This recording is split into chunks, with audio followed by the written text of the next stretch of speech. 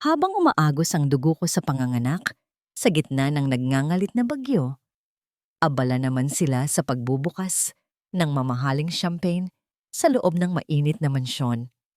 Isang pirma lamang ang kailangan nila para hubaran ako ng lahat ng aking karangalan, mana at pamilya. Akala nila ang babaeng pinalayas ng walang saplot ay mamamatay na lamang sa lamig ng gabi. Nagkamali sila. Hindi nila alam na ang apoy ng isang inang inapi ay may kakayahang tupukin kahit ang pinakamatibay na bakal.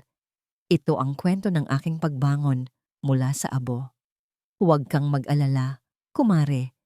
Naayos ko na ang lahat. Yung pera para sa health insurance ni Althea, ginamit ko na pambayad sa singsing na matagal ko nang gusto. Tutal, sanay naman sa hirap ang babaeng yon.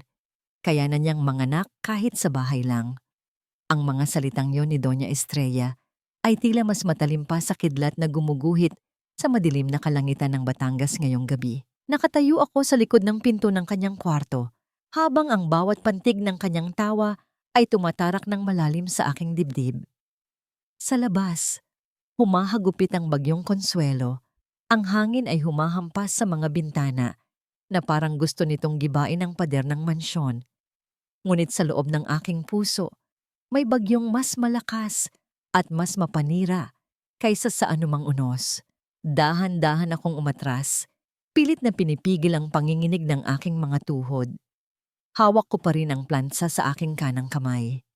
Bumalik ako sa kwarto namin ni Rafael, ang asawa kong kanina pa. Hindi sumasagot sa mga tawag ko. Sa kabila ng narinig kong kataksilan ng kanyang ina, ipinagpatuloy ko ang pagpaplantsa sa kanyang paboritong puting polo. Baka sakaling umuwi siya ngayong gabi. Baka sakaling kailangan niya ito bukas para sa meeting. Gusto kong maging maayos ang lahat para sa kanya. Ito na lamang ang kaya kong ibigay, ang serbisyo ng isang asawang sunod-sunuran. Biglang nanigas ang buong katawan ko nang maramdaman ko ang isang matinding pulikat sa aking tiyan. Napahawak ako sa gilid ng mesa upang hindi matumba. Ang sakit ay parang pinipiga ang aking matres.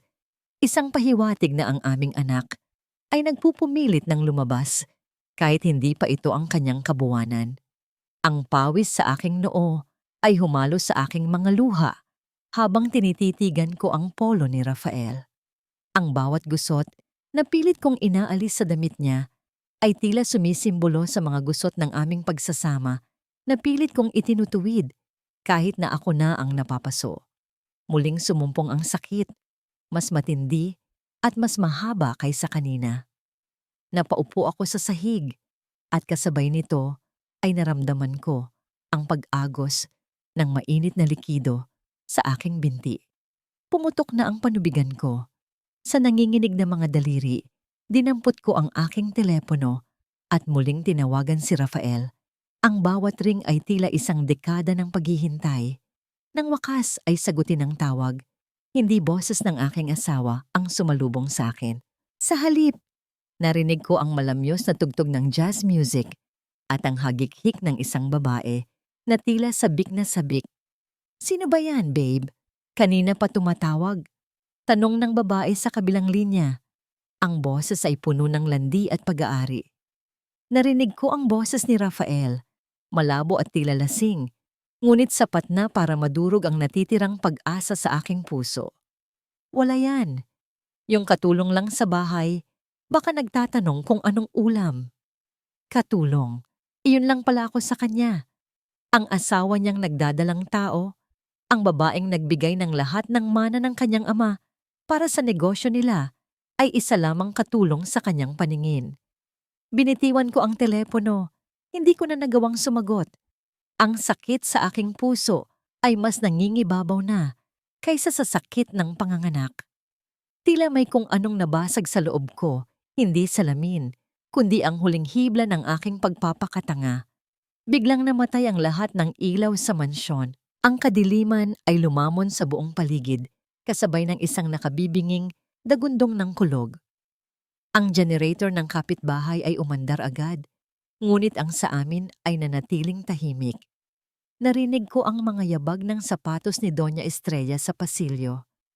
Binuksan niya ang pinto ng kwarto. Ang ilaw ng kanyang flashlight ay tumama sa mukha kong namimilipit sa sakit. Ma, manganganak na po ako. Ang bulong ko. Ang boses ko ay halos hindi makalabas sa nanunuyo kong lalamunan. Iniabot ko ang aking kamay sa kanya. Nagmamakaawa ng kahit katiting na awa. Tiningnan niya ako mula ulo hanggang paa. Ang kanyang mukha ay walang bahid ng pagkabahala. Naku, Althea, ngayon ka pa talaga mag-iinarte. Walang kuryente at mainit dito. Pupunta ako kina Corazon. May generator sila at magsisimula na ang online mahajong namin. Huwag kang maingay dyan. Baka magising ang mga aso. Tumalikod siya at naglakad palayo. Dala ang tanging liwanag sa bahay na yon. Ang tunog ng pagsara ng main door ay parang hatol ng kamatayan. Iniwan niya ako. Iniwan nila ako. Napagtanto ko na walang ibang sasagip sa akin at sa anak ko kundi ang sarili ko. Pinilit kong tumayo kahit pakiramdam ko ay bibigay na ang aking mga binti. Kumapit ako sa dingding. Bawat hakbang ay isang pakikibaka laban sa grabidad at sakit. Ang dilim ay tila mga kamay na humihila sa akin pabalik. Ngunit ang imahe ng aking anak ang nagtulak sa akin pasulok. Binuksan ko ang pinto sa likod kusina. Ang hangin ay agad na sumalubong sa akin. Dala ang malalakas na patak ng ulan na tila mga karayom na tumutusok sa aking balat. Ang bakuran ay naging isang ilog ng putik at baha. Wala akong payong, walang balabal. Tanging ang manipis na damit pambahay na basang-basa na agad ng ulan. Bawat hakbang sa maputik na daan ay isang pasakit. Ang hangin ay humihiyaw sa aking tainga. Tinatakpan ang aking mga ungol ng paghihirap. Napaluhod ako sa gitna ng daan nang muling sumumpong ang matinding hilab. Napahawak ako sa aking tiyan, pilit na pinoprotektahan ang sanggol mula sa lamig at hagupit ng bagyo. Patawad, anak. Bulong ko sa gitna ng ulan. Ang aking mga luha ay humahalo sa tubig baha. Patawad dahil pinili ko ang maling ama para sa'yo. Patawad dahil hindi ko naibigay ang pamilyang nararapat sa'yo. Sa di kalayuan, sa kabilang kalsada, may napansin akong isang itim na sasakyan na nakatigil. Ang mga ilaw nito ay nakatutok sa akin, ngunit nanatili itong nakahinto. Wala akong lakas para sumigaw o humingi ng tulong.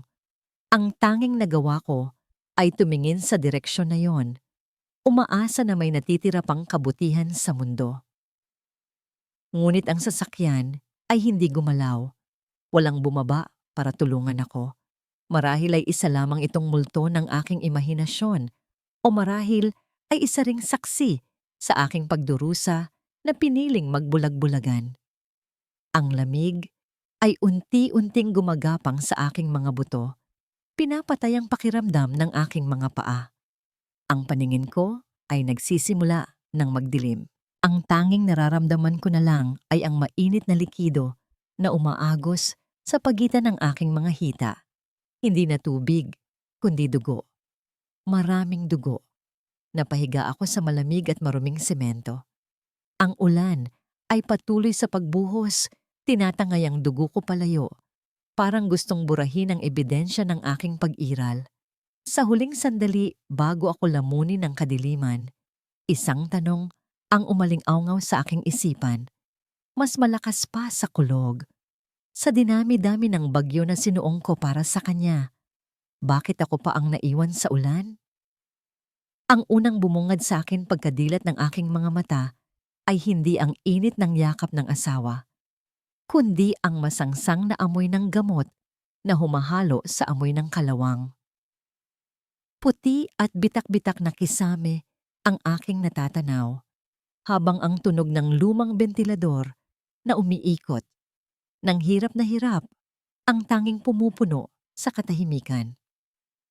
Wala ako sa malambot kong kama sa mansyon. Nasa isang masikip na ward ako ng pampublikong ospital, kung saan ang bawat kama ay pinaghihiwalay lamang ng maninipis at maruruming kurtina. Sa aking tabi, nakita ko si Ate Chona, ang aming kapitbahay. Nakatulog siya sa isang monoblock na upuan, halatang pagod na pagod. Sa kanyang kandungan ay may isang munting anghel na mahimbing na natutulog, balot sa lumang lampin na tila galing pa sa kanyang mga apo. Ang aking anak, si Lucas. Buhay siya. Pilit kong ibinangon ang aking katawan kahit na parang binibiyak ang aking balakang sa sakit. Ang bawat galaw ay parang parusa, ngunit kailangan kong mahawakan ang aking anak. Nang maramdaman ni Ate Chona ang aking paggalaw, agad siyang nagising at inalalayan ako. Ang kanyang mga mata ay puno ng awa na mas lalong nagpapabigat sa aking dibdib. Hindi pa man ako nakakabawi ng lakas, narinig ko ang pamilyar na tunog ng mamahaling sapatos na tumatama sa luma at bitak-bitak na sahig ng ospital. Ang bawat hakbang ay may awtoridad at pagmamadali. Pumasok si Rafael sa loob ng kurtina. Suot ang kanyang plansadong suit na tila hindi man lang dumaan sa bagyo kagabi. Walang bulaklak, walang prutas, walang halik. Sa halip, may dala siyang isang makapal na brown envelope. Tiningnan niya kami ng anak ko na parang kami ay dumi na nakadikit sa kanyang sapatos. Good, gising ka na. Ang bungad niya, ang boses ay walang anumang emosyon. I don't have much time, Althea. May meeting ako with the investors. Inihagis niya ang envelope sa aking kama. Lumikha ito ng isang mabigat na tunog nang tumama sa aking hita. Pirmahan mo na yan, annulment papers, at nandyan na rin ang DNA test result. Nanginig ang aking mga kamay habang dinadampot ko ang papel. DNA test? Rafael, ano ito? Alam mong ikaw lang ang lalaki sa buhay ko. Tumawa siya ng mapakla, isang tawa na puno ng pangungutya. Really, Althea? Ang kapal ng mukha mo. Lumabas sa test na hindi ko anak ang batang yan. Negative. Huwag mo nang ipilit ang bastardo mo sa pamilya namin. Parang gumuho ang mundo ko. Alam kong peke ang resulta. Alam kong gawa-gawa lang nila ito para tanggalan ako ng karapatan. Pero ang sakit ng paratang ay tila kutsilyong ibinaon sa aking dangal. Bago ko pa man maipagtanggol ang sarili ko, tumalikod na siya. Umalis na kayo sa bahay bago ako makauwi mamaya. I don't want to see you or that mistake. Sabi niya sabay turo kay Lucas bago tuluyang naglaho sa likod ng kurtina. Pinilit kong lumabas ng ospital nang hapon ding iyon kahit na hilo at kirot pa ang nararamdaman ko. Wala akong pera pambayad, ngunit naawa ang social worker kaya pinapirma na lang ako sa promissory note. Bit-bit si Lucas at inaalalayan ni Ate Chona. Bumalik kami sa mansyon. Ito ang bahay na ipinatayo ng aking ama. Ang bahay kung saan ako lumaki. Ngunit pagdating namin sa harap ng gate, iba na ang kandado. Ang malaking bakal na gate ay nakasarado ng mahigpit, tila isang pader na naghihiwalay sa akin sa aking nakaraan. Mula sa balkonahe sa ikalawang palapag, lumabas si Doña Estrella. Nakasuot siya ng silk na bestida at humihit-hit ng sigarilyo habang nakatingin sa amin sa ibaba. Ma, papasukin niyo po kami. Kukunin ko lang ang mga gamit namin. Sigaw ko. Ang boses ko ay basag at paos. Ngumisi lamang siya at sumenyas sa kanyang mga kasambahay. Yaya, ilabas ang basura. Bumukas ang maliit na pinto sa gilid ng gate at sunod-sunod na lumipad palabas ang mga itim na plastic bag. Bumagsak ang mga ito sa sementong basa pa rin mula sa ulan. Lumilikha ng mabibigat na kalabog na dumadagundong sa aking pandinig. Ang ilan sa mga bag ay pumutok dahil sa lakas ng pagkakabagsak at nagkalat ang aking mga lumang damit sa maputik na kalsada. Napaluhod ako sa gitna ng mga nagkalat na gamit. Wala akong pakialam sa mga damit. Ang hinahanap ko ay ang mga alaala ng aking mga magulang. Sa ilalim ng isang punit na bag, nakita ko ang lumang photo album ni Papa. Nakadapa ito sa putik. Nanginginig kong dinampot ang album at marahang pinunasan ang putik sa mukha ng aking ama gamit ang laylayan ng aking damit. Ang putik ay maaring hugasan. Pero ang dungis na ibinato nila sa aking pagkatao ay habang buhay ng magmamarka. Bigla akong nataranta. Ang aklat ng mga lihim na recipe, ang pamana ng aking lola, ang puso ng Casa Quiñones. Hinalughog ko ang bawat plastic bag. Ang aking mga daliri ay nanginginig sa takot at lamig. Wala. Wala roon ang aklat. Ang tanging yaman na maipapamana ko kay Lucas ay wala sa mga basurang itinapon nila. Siguro ay itinago nila ito o baka sinunog na. Ang pagkawala nito ay mas masakit pa kaysa sa pagkawala ng bahay. Habang yakap-yakap ko si Lucas at ang maruming album sa gitna ng kalsada, tumingala ako sa bintana ng kwarto namin ni Rafael. Nakita ko siya roon, nakatayo habang nakaakbay sa kanya ang babaeng naririnig ko sa telepono. Maganda ito, sopistikada, at nakasuot ng roba na dati ay akin. Nakatingin sila sa akin na parang nanonood ng isang nakakaawang palabas sa telebisyon.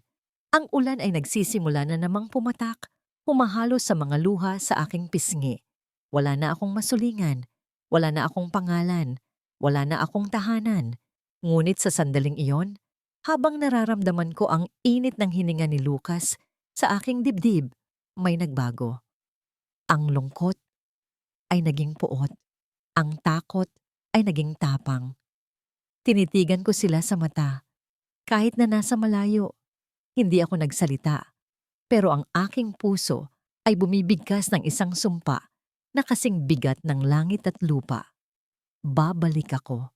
Hindi bilang isang basurang itinapon at hindi bilang isang aliping nanlilimos. Babalik ako upang bawiin ang bawat sentimo, bawat luha, at bawat alaala na ninakaw ninyo. Ang bahay na ito ay akin at balang araw, kayo naman ang tatayo dito sa labas habang umuulan.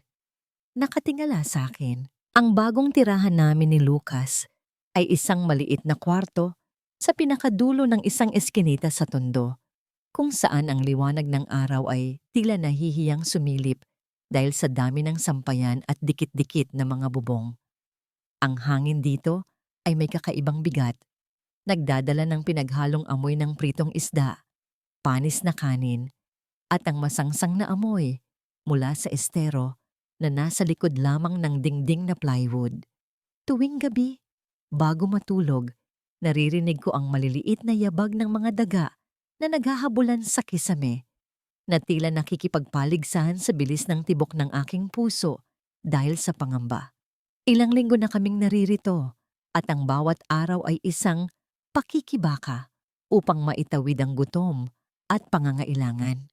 Ang dating mga kamay na sanay sa paghawak ng mamahaling kubyertos at paghahalo ng masasarap na putahe ay ngayon ay puno na ng hiwa at kalyo mula sa paglalabada. Sinubukan kong maghanap ng trabaho. Nagpunta ako sa mga karinderya, sa mga maliliit na kantin, bitbit si Lucas na nakabalot sa isang lumang kumot. Ngunit sa bawat pinto na aking kinakatukan, ang sagot ay laging pareho, isang iling at pagsasara ng pinto sa aking mukha. Pasensya na, miss. Hindi kami tumatanggap ng may dalang bata. Baka madumihan ng pagkain o maistorbo ang mga customer, ang madalas nilang sabihin. Ang tingin nila sa aking anak ay isang hadlang, isang pabigat. Samantalang siya ang tanging dahilan kung bakit ako humihinga. Isang hapon, habang binibilang ko ang natitirang barya sa aking pitaka, napagtanto kong kulang na kulang ito para sa gatas ni Lucas. Ang tanging natira ay sapat lamang para bumili ng kaunting galapong at asukal. Tinitigan ko ang mga baryang pilak na nangingitim na sa aking palad. Ito na ang huling bala ko. Kung hindi ito magbubunga, hindi ko alam kung paano kami makakasurvive bukas. Sa halip na bumili ng pagkain para sa sarili ko, bumili ako ng sangkap para gumawa ng kakanin. Gamit ang isang lumang kawali na ipinahiram ni Ate Chona, niluto ko ang biko na turo pa ng aking lola. Habang hinahalo ko ang malagkit at gata, bumabalik sa akin ang alaala ng aming malaking kusina sa Batangas. Ang amoy ng pandan, ang init ng pugon, at ang tawa ng aking ama. Ngunit ngayon, ang tanging kasama ko ay ang usok ng uling na nagpapaluha sa aking mga mata at ang iyak ni Lucas na gutom na. Kinabukasan, inilatag ko ang aking mga paninda sa isang maliit na bilao sa gilid ng palengke. Umaga hanggang hapon, nakaupo ako roon. Tinitiis ang init at alikabok. Inaalok ang bawat dumadaan. Biko po, mainit pa. Masarap na merienda. Ang paulit-ulit kong sigaw kahit na ang lalamunan ko ay tuyot na. Ngunit nilalagpasan lang ako ng mga tao. Ang iba ay tumitingin ng may pandiri sa aking damit na luma at kupas.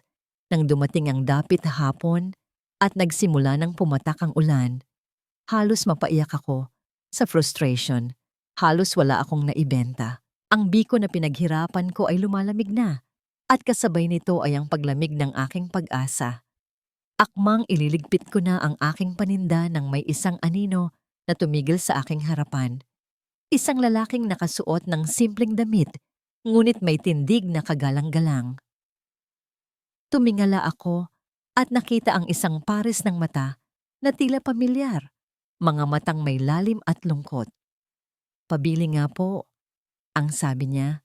Ang boses ay malumanay at baritono. "Kukunin ko na lahat." Natigilan ako. "Lahat po, sigurado kayo? Medyo malamig na po ito." Tumango siya at ngumiti ng tipid. "Okay lang, mukhang masarap naman. At mukhang kailangan mo nang umuwi sa baby mo." Iniabot niya ang bayad. Sobra-sobra sa presyo ng paninda ko. Nang akmang susuklian ko siya, umiling siya. "Keep the change," para sa gatas niya. Pinanood ko siyang maglakad palayo habang bitbit ang supot ng biko. Sa unang pagkakataon, matapos ang mahabang panahon, nakaramdam ako ng init sa aking dibdib na hindi galing sa puot o galit, kundi sa isang simpleng kabutihan ng isang estranghero. Nang gabing iyon, habang kumakain kami ni Ate Chona ng natirang kapirasong biko na itinabi ko, hindi ko napigilang mapaluha habang tumatawa. "Ate, alam mo ba? Ito ang pinakamasarap na biko na natikman ko. Hindi dahil sa gata o asukal, kundi dahil may nakapansin sa halaga nito. Sa halaga ko." Ngumiti si Ate Chona at hinagod ang likod ko. "Sabi sa'yo Althea, may awa ang Diyos." Ngunit ang panandali ang ginhawa ay agad ding napawi. Nang hating gabi, nagising ako sa init ng katawan ni Lucas. Ang aking anak ay nag-aapoy sa lagnat. Nanginginig ang kanyang maliit na katawan at ang kanyang paghinga ay mabilis at mababaw. "Lucas, anak, gumising ka." Nyugyug ko siya ng marahan. Ang takot ay agad na bumalot sa aking buong pagkatao. Kinalkal ko ang aking bag. Hinahanap ang perang kinita ko kanina. Sapat ito para sa gatas, pero kulang na kulang para sa gamot at doktor. Sinubukan kong punasan siya ng basang bimpo, nagdarasal sa lahat ng santo, pero ang lagnat ay ayaw bumaba. Nagsimula ng mangisay ang kanyang mga mata pataas. "Ate Chona, tulong! Si Lucas!" Sigaw ko, kumakatok sa manipis na dingding na naghihiwalay sa amin. Sa gitna ng aking pagkataranta at pag-iyak, narinig ko ang isang malakas at sunod-sunod na katok sa aming pintuan. Hindi ito katok ni Ate Chona. Ito ay katok ng isang taong nagmamadali, isang taong desperado ring makapasok. Napatigil ako. Ang mga kwento ng mga naniningil ng pautang o mga masasamang loob sa lugar na ito ay biglang pumasok sa isip ko. Yakap-yakap si Lucas na nangingisay. Dahan-dahan akong lumapit sa pinto. Ang puso ko ay halos lumabas sa aking dibdib. "Sino yan?" Ang tanong ko. Ang boses ko ay nanginginig sa takot. Walang sumagot. Ngunit ang katok ay nagpatuloy. Mas malakas, mas mapilit. Tila ba alam ng nasa labas na nasa binggit ng kamatayan ang aking pag-asa. Napahigpit ang hawak ko sa seradura ng pinto, habang ang sunod-sunod na pagkatok ay tila dumadagundong kasabay ng kabog ng aking dibdib. Sa likod ko, ang pag-iyak ni Lucas ay humihina na, napapalitan ng mababaw at hirap na paghinga. Wala na akong pagpipilian. Kung masamang loob man ang nasa labas, handa akong lumaban. Pero kung tulong ito, hindi ko mapapatawad ang sarili ko kung pinalampas ko ang pagkakataon. Dahan-dahan kong binuksan ang pinto. Bumungad sa akin ang basang-basang anyo ni Gabriel. Tumutulo ang tubig mula sa kanyang buhok at damit. At sa kanyang kamay ay may hawak siyang isang maliit na paper bag mula sa botika. Ang kanyang paghinga ay malalim. Tila tumakbo siya ng ilang kilometro sa gitna ng ulan. Narinig kong may sakit ang bata. Ang bungad niya, medyo hinihingal. May sobra akong gamot sa bahay. Paracetamol at electrolytes. Baka kailangan nyo. Hindi ako nakakibo agad. Alam kong nagsisinungaling siya. Walang taong naglalakad sa ganitong oras ng gabi, dala ang sobrang gamot maliban na lang kung sadya niya itong binili. Kinuha ko ang supot. Ang aking mga daliri ay bahagyang dumampi sa kanyang malamig na kamay. Sa sandaling iyon, ang init ng pasasalamat ay mas matindi pa sa hiya. Salamat. Ang tanging nasambit ko, ang boses ko ay basag. Pumasok siya sandali upang tulungan akong painumin si Lucas. Wala kaming imikan. Ang tanging naririnig ay ang tunog ng ulan sa bubong at ang pagbuhos ng tubig sa baso. Nang bumaba ang lagnat ni Lucas, kinabukasan, alam kong may nagbago. Hindi na ako pwedeng manatiling takot. Kailangan kong lumaban, hindi gamit ang dahas, kundi gamit ang tanging bagay na hindi nila nanakaw sa akin.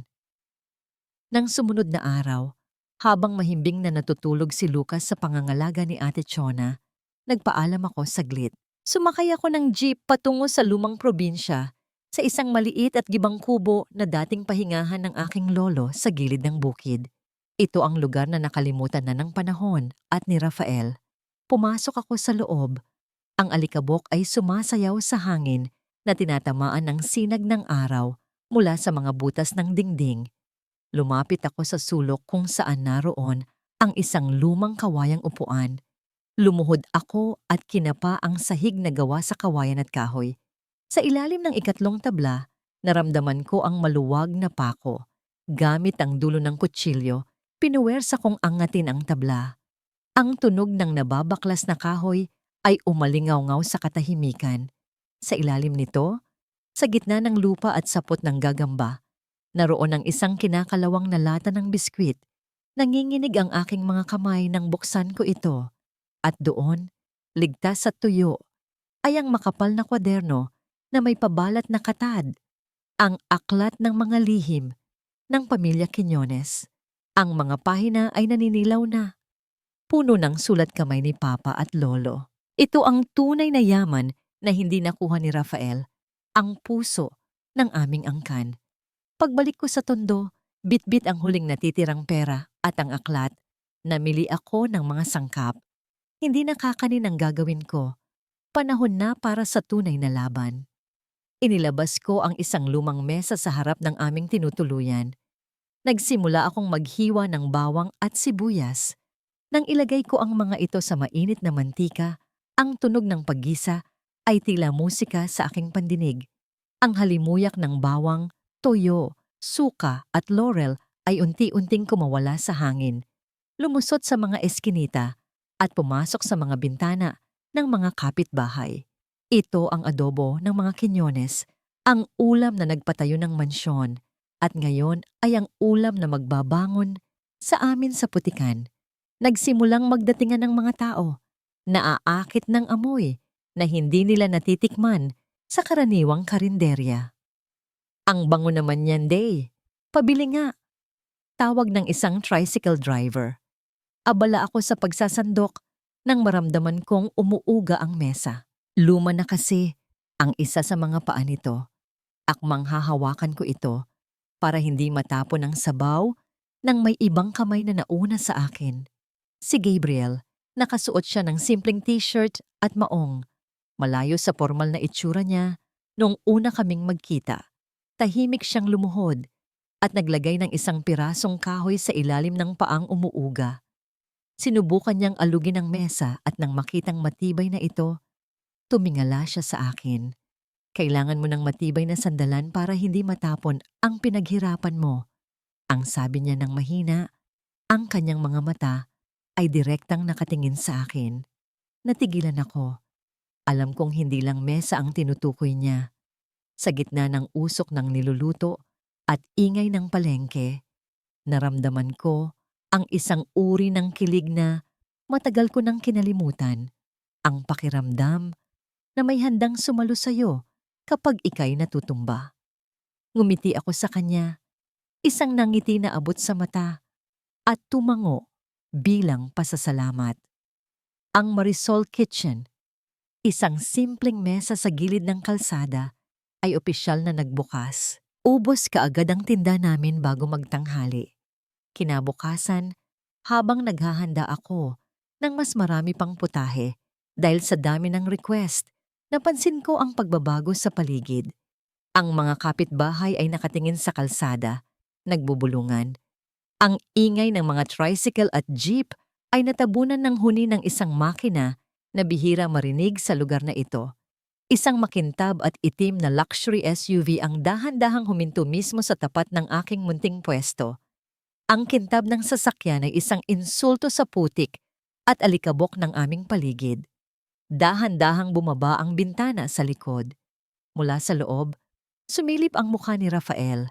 Suot ang kanyang designer sunglasses. Sa tabi niya ay si Doña Estrella na nakatakip ng panyo sa ilong. Tila nandidiri sa hangin na nilalanghap namin. Tinanggal ni Rafael ang kanyang salamin at tinignan ang aking kaldero. Pagkatapos ay tumingin sa akin ng may halong gulat at galit. So totoo ang tsismis, ang sabi niya. Ang boses ay puno ng lason. Nagnanakaw ka na naman pala ng hindi sa'yo, Althea. Ang presensya ng itim na sasakyan ni Rafael ay tila isang malaking anino na tumakip sa liwanag ng araw sa aming maliit na pwesto. Ang mga customer na kanina ay masayang nagkukwentuhan habang kumakain ay biglang tumahimik. Ang iba ay umatras ng bahagya, natatakot sa awtoridad na dala ng mamahaling kotse. Bumaba si Doña Estrella. Ang kanyang takong ay bumaon sa putik ng kalsada. Napangiwi siya sa pandidiri, ngunit agad itong napalitan ng isang mapang uyam ng ngiti nang makita niya ako na nakasuot ng simpleng apron na may bahid ng tuyo at mantika.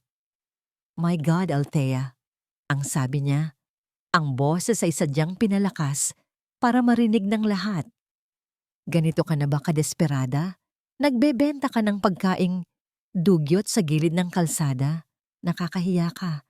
Dinadamay mo pa ang apelyido namin sa kababuyanan mo. Naramdaman ko ang pag-init ng aking mukha.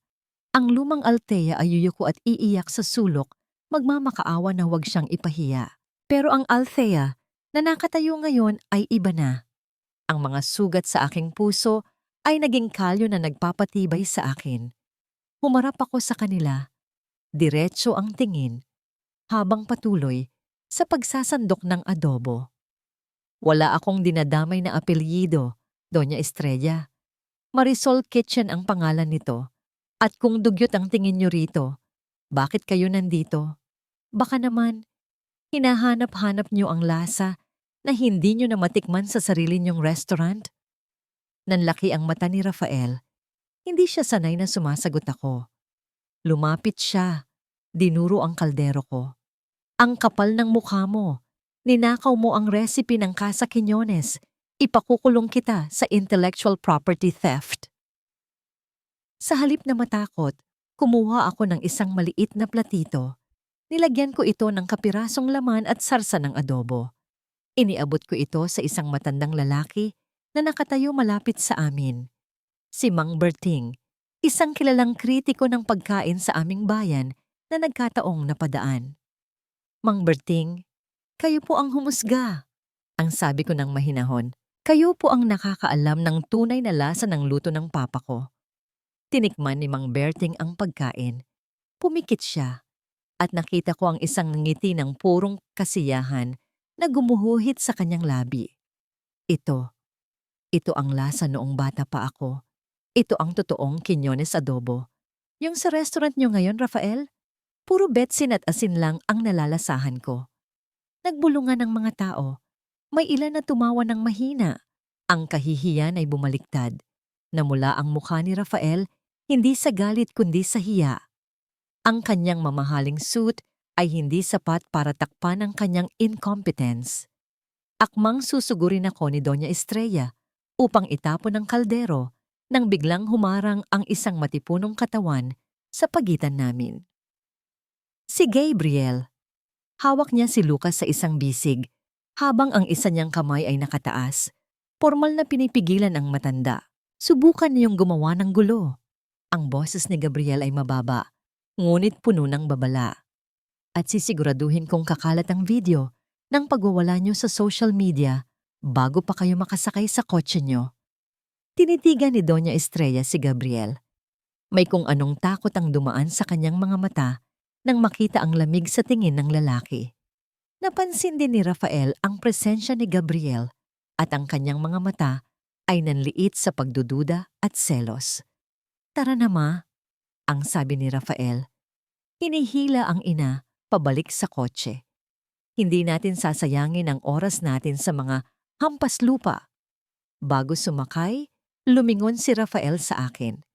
Hindi pa tayo tapos, Althea. Tandaan mo yan. Nang makaalis na sila at humupa na ang tensyon, napasandal ako sa mesa, nanginginig ang tuhod. Hindi sa takot, kundi sa adrenaline ng unang pagkakataon na naipagtanggol ko ang sarili ko. Nilapitan ako ni Gabriel. Inabot niya sa akin si Lucas na mahimbing nang natutulog sa kanyang balikat. Okay ka lang ba? Ang tanong niya. Tumango ako. Pinipigilan ng luha. Salamat, Gabriel. Salamat sa pagsalo. Ngumiti siya, ngunit ang ngiti niya ay hindi umabot sa kanyang mga mata. May hawak siyang telepono sa kabilang kamay. Huwag kang magpasalamat agad. Nagsisimula pa lang sila. At nagsisimula pa lang din tayo. Tumalikod siya at lumayo ng kaunti para tumawag. Narinig ko ang mahina niyang boses, seryoso at malamig. Hello, attorney. Ituloy na natin ang phase 2. I-release niyo na ang mga dokumento sa media. Gusto kong malaman ng lahat kung gaano karumi ang kusina ng Casa Quiñones. Kinabukasan, maaga akong gumising, puno ng bagong pag-asa. Bit-bit ang mga bagong sangkap, naglakad ako patungo sa pwesto ng Marisol Kitchen. Inisip ko na ito na ang simula ng aming tuluyang pag-angat. Ngunit pagdating ko sa kanto, napatigil ako. Ang mga supot ng gulay ay nabitawan ko sa lupa. Wala na ang mesa. Wala na ang mga upuan. Ang tanging natira ay mga pira-pirasong kahoy na tila pinagpupukpok ng maso. Ang aking mga kaldero ay yupi-yupi at nakakalat sa kanal. Ang puting trapal na nagsisilbing bubong namin ay punit-punit at may nakasulat na pulang pintura na tila dugo. Magnanakaw. Nakatayo ako sa gitna ng mga guho ng aking pangarap habang ang mga tao ay dumadaan at tumitingin ng may awa. Ang sakit ay bumalik. Mas matindi, mas malalim. Akala ko, nanalo na ako kahapon. Akala ko, sapat na ang tapang. Pero nakalimutan ko, ang kalaban ko ay hindi lumalaban ng patas. Sila ay mga ahas na tumutuklaw kapag nakatalikod ka. Nakatingin lang ako sa mga nagkalat na piraso ng kahoy at yupi-yuping kaldero. Pero ang pakiramdam ko ay parang ang sarili kong buto at laman ang dinurog at ikinalat sa kalsada. Ang pulang pintura na nagsusumigaw ng salitang magnanakaw ay tila tumutulo rin mula sa aking mga mata. Humahalo sa alikabok ng aking pagkabigo. Lumapit si Ate Chona, hawak ang walis tingting, at nagsimulang maglinis ng walang imik. Ang bawat hagod ng walis sa semento ay may bigat ng pagdadalamhati. Gusto kong tumulong, pero parang may kadena ang mga paa ko. Gusto kong sumigaw, pero ang boses ko ay naipit sa lalamunan ng labis na pagod. Pagod na akong lumaban. Pagod na akong magsimula ulit tapos ay gigibain lang nila. Tama na, Ate Chona. Ang bulong ko, halos hindi marinig. Aalis na lang kami. Siguro, siguro tama sila. Hindi ako nababagay dito. Baka sa probinsya malayo sa kanila, makakasurvive kami ni Lucas. Bago pa makasagot si Ate Chona, isang pamilyar na kamay ang humawak sa aking balikat. Mainit, matatag, at nagbibigay ng pakiramdam na hindi ako nag-iisa. Lumingon ako at nakita si Gabriel. Ang kanyang mukha ay seryoso. Ang kanyang panga ay nakakuyom sa pagpipigil ng galit habang tinitignan ang pinsala. "Huwag kang aalis, Althea," sabi niya. Ang boses ay mababa, ngunit puno ng diin. Dahil kapag umalis ka, nanalo sila. At hindi ko hahayaang manalo ang mga taong walang ibang alam kundi manakit. Pero wala na, Gabriel. Wala na akong puhunan. Wala na akong gamit. Sagot ko. At doon na tuluyang bumagsak ang mga luhang kanina ko pa pinipigil. Sa halip na sagutin ako doon, inaya niya ako sa kanyang sasakyan. Iniwan muna namin si Lucas kay Ate Chona. Tahimik ang biyahe. Ang tanging naririnig ay ang ugong ng makina at ang tibok ng puso ko na puno ng katanungan. Huminto kami sa harap ng isang mataas na gusali sa sentro ng bayan, ang Inigo Law Firm. Nanlaki ang mata ko. Alam kong may kaya si Gabriel, pero hindi ko inakala na siya ang may-ari ng pinakamalaking law firm sa Batangas. Sa loob ng kanyang opisina, na amoy lumang libro at kape, pinaupo niya ako sa isang silyang katad. May kinuha siyang isang lumang litrato mula sa kanyang drawer at inilapag sa harap ko. Sa litrato, may isang batang lalaki na payat at madungis, kumakain ng adobo sa isang family hour na mesa. Ang mesa sa lumang restaurant ng aking ama. Sa tabi niya, nakatayo si Papa, nakangiti habang nilalagyan ng dagdag na kanin ang plato ng bata. "Ako yan, Althea." Simula ni Gabriel, ang kanyang boses ay naging malambot. Puno ng nostalgia. Noong namatay ang mga magulang ko sa sunog, wala akong mapuntahan. Gutom na gutom ako noon. Ang papa mo ang unang nagbigay sa akin ng mainit na pagkain. Hindi niya ako siningil. Sabi niya, "Bayaran mo na lang ako kapag kaya mo na. O kaya, tulungan mo ang anak ko balang araw." Napahawak ako sa bibig ko. Ang aking ama, kahit wala na siya, patuloy pa rin niya akong inaalagaan. "Utang na loob ko sa pamilya mo ang buhay ko." Patuloy ni Gabriel, lumuhod siya sa harap ko para magpantay ang aming mga mata. "Kaya huwag mong isiping charity ito. Ito ay pagbabayad ng utang. At higit sa lahat, naniniwala ako sa iyo, hindi dahil anak ka ng papa mo, kundi dahil nakita ko kung paano ka lumaban para sa anak mo. Nang hapong yun, hindi kami naglinis para magtago. Naglinis kami para magtayo ng mas matibay." Dumating ang mga tauhan ni Gabriel. May dalang mga kahoy, yero, at pintura. Hindi lang sila, pati ang mga tricycle driver na suki ko, ang mga tindera sa palengke. Lahat sila ay tumulong. "Si Ma'am Althea, mabait yan. Masarap magluto," sabi ng isang manong habang nagpupukpok ng pako. Sa gitna ng ingay ng pagpupukpok at paglalagare, magkatabi kami ni Gabriel na nagpipintura ng bagong pader. Ang kulay na napili namin ay dilaw. Kulay ng araw. Kulay ng pag-asa. "Alam mo," sabi ko habang isinasausaw ang brush sa pintura, "akala ko dati, ang pagbangon ay kailangang gawin mag-isa para masabing matapang ka." Tumingin sa akin si Gabriel. May bahid ang pintura sa kanyang pisngi na nagpapabata sa itsura niya. Ang tunay na tapang ay ang pagtanggap ng tulong kapag kailangan mo, dahil walang matibay na pader na nakatayo ng walang pundasyon. Nagkadikit ang aming mga braso. Sa sandaling iyon, tila tumigil ang oras.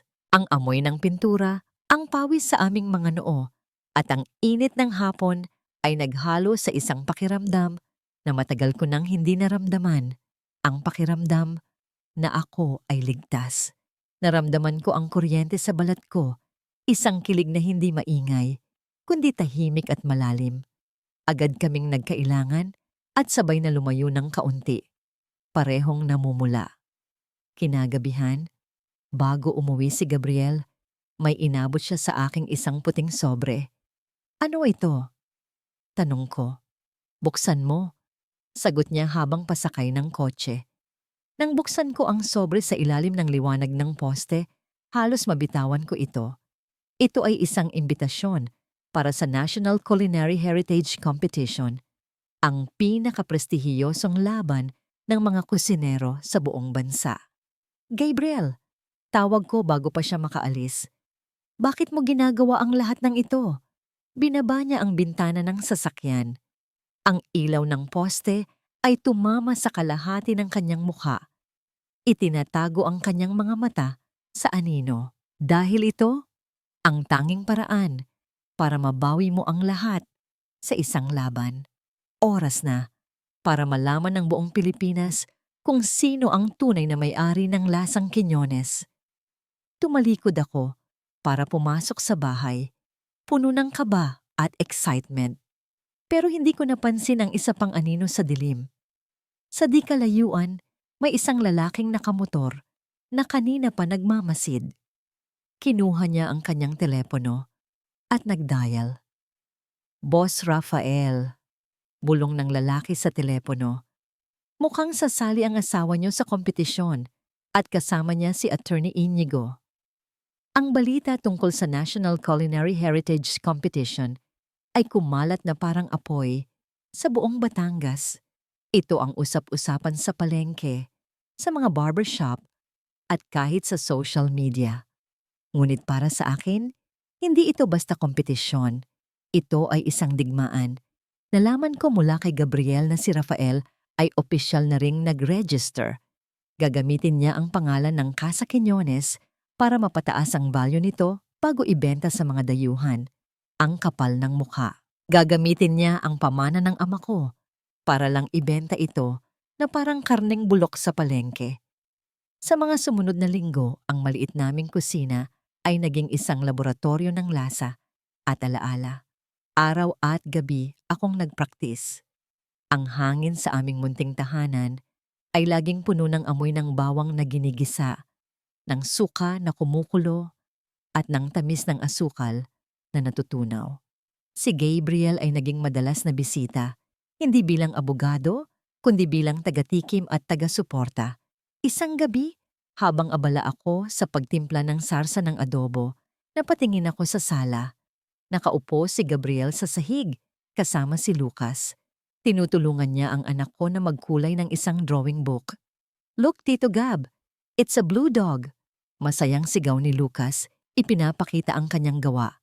Tumawa si Gabriel ng mahina, isang tawa na bihira kong marinig, tunay at walang halong bigat. "Wow, ang galing naman ni Lucas. Pero bakit blue? Baka nilalamig siya?" Napangiti ako habang pinagmamasdan sila. Ito ang eksenang matagal ko nang pinapangarap noon kay Rafael, isang asawa na uuwi ng maaga, hindi para magtanong kung nasaan ang hapunan, kundi para makipaglaro sa anak namin. Pero si Rafael ay laging abala sa kanyang cellphone o sa mga business meeting na nauuwi sa amoy ng pabango ng ibang babae. Dito, sa maliit na bahay na ito, kasama ang isang lalaking hindi ko naman kadugo, naramdaman ko kung ano ang tunay na kahulugan ng tahanan. Biglang lumingon si Gabriel at nahuli niya akong nakatingin. Mabilis akong nag-iwas ng tingin at kunwari ay hinalo ang niluluto ko. Pero naramdaman ko ang init na gumapang sa aking leeg. Lumapit siya sa kusina, dala ang mga plato. "Luto na ba? Mukhang gutom na ang champion natin," tukoy niya kay Lucas. Habang kumakain kami, napansin kong pagod na pagod si Gabriel. May mga itim na bilog sa ilalim ng kanyang mga mata. Nalaman ko kay Ate Chona na gabi-gabi siyang nagpupuyat sa opisina para ayusin ang kaso laban kay Rafael. Bukod pa sa pagtulong niya sa akin. "Gabriel, Tawag ko nang matapos kaming kumain at nakatulog na si Lucas sa kanyang kandungan. Magpahinga ka naman. Baka ikaw ang bumigay bago pa ang kompetisyon. Tumingin siya sa akin. Ang kanyang mga mata ay mapungay sa antok pero puno ng determinasyon. Hindi ako pwedeng mapagod, Althea. May mga balita akong nakuha. Si Rafael, binabayaran niya ang mga hurado. At nag-hire siya ng isang sikat na French chef para maging consultant niya. Napahawak ako sa dibdib ko. Kung ganoon, paano ako mananalo? Isang simpleng kusinera lang ako. Hinawakan niya ang kamay ko na nakapatong sa mesa. Ang kanyang palad ay magaspang pero mainit. Dahil ang luto mo ay may puso. Ang luto nila ay puro teknik lang. At naniniwala ako na sa huli, ang puso ang mananaig. Sa sandaling iyon, gusto kong umiyak. Gusto kong sumandal sa balikat niya at ibuhos lahat ng takot ko. Pero pinigilan ko ang sarili ko. Hindi pa tapos ang laban. Kinabukasan, habang nasa palengke ako para bumili ng huling batch ng mga sangkap, nakatanggap ako ng tawag mula kay Ate Chona. Ang boses niya ay nanginginig at hysterical. Althea! Umuwi ka agad! Diyos ko, Althea! Bakit, ate? Anong nangyari? Halos mabitawan ko ang telepono sa kaba. Si Lucas! Nawawala si Lucas! Iniwan ko lang saglit para kumuha ng tubig sa gripo. Pagbalik ko, wala na siya. May nakakita daw na itim na van na huminto sa tapat. Parang huminto ang mundo ko. Ang ingay ng palengke ay naging isang nakabibinging katahimikan. Ang basket na hawak ko ay bumagsak sa lupa. Gumulong ang mga kamatis at sibuyas na parang mga pira-pirasong puso ko. Tumakbo ako pauwi. Hindi alintana ang mga bumubusinang sasakyan. Pagdating ko, naabutan ko si Ate Chona na umiyak sa harap ng bahay at si Gabriel. Nakausap na ang mga pulis. Nasaan ang anak ko? Sigaw ko at sa unang pagkakataon, nawala ang lahat ng hinhin ko. Sinunggaban ko ang kwelyo ni Gabriel. Nasaan siya? Sabi mo ligtas kami. Niyakap ako ni Gabriel ng mahigpit para pakalmahin ako. Mahahanap natin siya, Althea. Pangako, hahalughugin ko ang buong Batangas. Biglang tumunog ang cellphone ko, isang unknown number. Nanginginig ang kamay ko nang sagutin ko ito. Hello? Ang boses sa kabilang linya ay boses na hinding-hindi ko makakalimutan. Boses ni Doña Estrella. Hello, Althea, iha. Pasensya na kung hindi ako nakapagpaalam. Na-miss ko lang ang apo ko. Ang cute pala niya. Kamukhang-kamukha ni Rafael nung bata. Ibalik mo ang anak ko. Hayop ka. Sigaw ko, ang mga luha ay umaagos na parang baha. Tumawa siya ng mahina, isang tawa na nagpatayo ng balahibo ko. Huwag kang mag-alala. Ligtas siya. Sa ngayon. Pero depende yan sa'yo. Bukas ang kompetisyon, di ba? Kung gusto mong makita ulit si Lucas na buo, simple lang ang gagawin mo. Huwag kang sisipot. Mag-withdraw ka sa laban. Pagkatapos ng kompetisyon, kapag nanalo si Rafael, ibabalik ko siya sa'yo.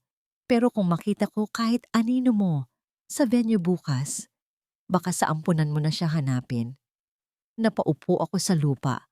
Hawak ang telepono na parang lifeline na naputol na. Ang pagpipilian ay nasa harap ko. Ang pangarap at katarungan na ipinaglaban namin ni Gabriel o ang buhay ng aking anak. Tumingin ako kay Gabriel. Nakita niya ang takot sa mga mata ko at alam kong naintindihan niya agad kung sino ang tumawag. Anong sabi nila? Tanong niya. Ang kanyang boses ay nanginginig sa galit. Kailangan kong sumuko. Bulong ko. Kailangan kong isuko ang lahat para kay Lucas. Ang gabi ay bumalot sa buong Batangas, ngunit sa loob ng aming munting tahanan, ang kadiliman ay mas malalim pa kaysa sa kawalan ng liwanag.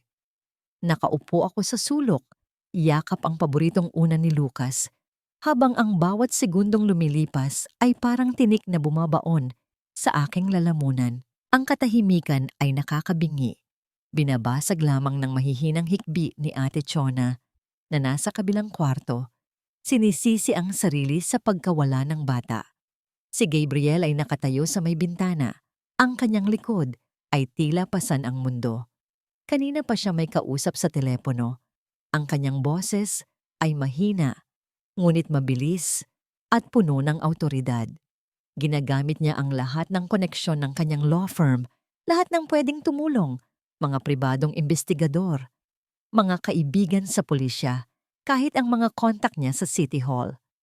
Althea, tawag niya, at sa paglingon niya, nakita ko ang pagod at desperasyon na pilit niyang itinatago. Lumapit siya at lumuhod sa harap ko, hinawakan ang aking malamig na mga kamay. Na-trace namin ang sasakyan, isang lumang warehouse malapit sa Pantalan. Pag-aari ito ng isang dummy corporation na konektado kay Doña Estrella. Napatingin ako sa kanya. Ang puso ko ay biglang tumalon sa halo-halong takot at pag-asa. Pupuntahan niya natin siya. Gabriel, baka saktan nila si Lucas kapag nalaman nilang paparating tayo. Sabi niya. Sabi niya huwag tayong kikilos. Hindi tayo susugod ng walang plano. Sagot ni Gabriel, ang kanyang mga mata ay nag-aapoy sa determinasyon. May mga tao na akong papunta doon para magmanman. Althea, makinig ka. Hindi natin hahayaang manalo sila sa takot. Kapag sumuko ka ngayon, habang buhay ka nilang kokontrolin. At si Lucas, lumalaki siyang nakikitang natatalo ang ina niya. Gusto mo ba yon? Umiling ako. Ang mga luha ay muling pumatak. Gusto kong maging proud siya sa akin. Pero takot ako, Gabriel. Sobrang takot ako. Kasama mo ako. Bulong niya. At dahan-dahan niyang inilagay ang aking kamay sa kanyang dibdib, sa tapat ng kanyang puso na mabilis ang tibok. Hanggat tumitibok ito, hindi ko hahayaang may mangyaring masama sa inyong dalawa. Pangako. Sumakay kami sa sasakyan ni Gabriel. Ang biyahe papunta sa Pantalan ay tila ang pinakamahabang paglalakbay sa buong buhay ko. Ang ulan ay muling bumuhos, tinatabunan ang windshield ng sasakyan, pinalalabo ang mundo sa labas, katulad ng paglabo ng kinabukasan ko. Pagdating namin sa warehouse, ang paligid ay tahimik at madilim. Tanging ang ilaw ng poste sa malayo at ang kidlat ang nagbibigay liwanag. Nakita namin ang itim na van na nakaparada sa gilid. Dito ka lang. Utos ni Gabriel bago bumaba. Kapag may narinig kang masama, tumawag ka agad ng pulis. Hindi. Mabilis kong sagot. Hinawakan ko ang braso niya. Anak ko yon. Sasama ako. Wala nang nagawa si Gabriel kundi tumango. Dahan-dahan kaming pumasok sa warehouse. Ang amoy ng lumang kahoy, langis at dagat ay sumalubong sa amin. Sa gitna ng malawak na espasyo, sa ilalim ng isang nag-iisang bumbilya, nakita ko sila. Nakaupo si Doña Estrella sa isang monoblock chair, nagpapaypay habang nakatingin sa kanyang cellphone, at sa isang sulok, nakahiga sa isang lumang kutsyon, ay si Lucas. Natutulog siya, yakap ang kanyang teddy bear. Muntik na akong sumigaw, pero tinakpan ni Gabriel ang bibig ko. Sinanyasan niya akong huminahon. Lumabas si Gabriel mula sa dilim. Ang kanyang mga hakbang ay mabibigat at puno ng kumpiyansa. Tila ba nasa korte siya at hindi sa isang hideout. Doña Estrella, ang tawag niya. Ang boses ay dumadagundong sa loob ng warehouse. Napatalo ng matanda sa gulat. Nabitawan niya ang kanyang pamaypay. Attorney Inigo? Paano kayo? Kidnapping. Serious illegal detention. Child abuse. Sunod-sunod na sabi ni Gabriel habang naglalakad palapit. Bawat salita ay parang hatol ng hukom. Habang buhay na pagkakakulong, walang piyansa. Iyan ang naghihintay sa inyo, madam. At huwag niyo nang asahan si Rafael dahil sa oras na malaman ng media na ang ina ng may-ari ng Casa Quiñones ay kidnapper, ilalaglag kayo noon para isalba ang sarili niya. Namutla si Doña Estrella. Alam niyang totoo ang sinasabi ni Gabriel. Ang kanyang pagiging matapang ay hanggang sa pera lang. Pero sa harap ng totoong batas, siya ay isang matandang babae na takot makulong. Hindi ko siya kinidnap. Depensa niya na uutal. Gusto ko lang, gusto ko lang makasama ang apo ko. Pamilya kami. Pamilya? Lumabas ako mula sa likod ni Gabriel. Ang galit ay nagbigay sa akin ng lakas na hindi ko inakalang mayroon ako. Itinapon niyo kami na parang basura. Tinanggi niyo siya.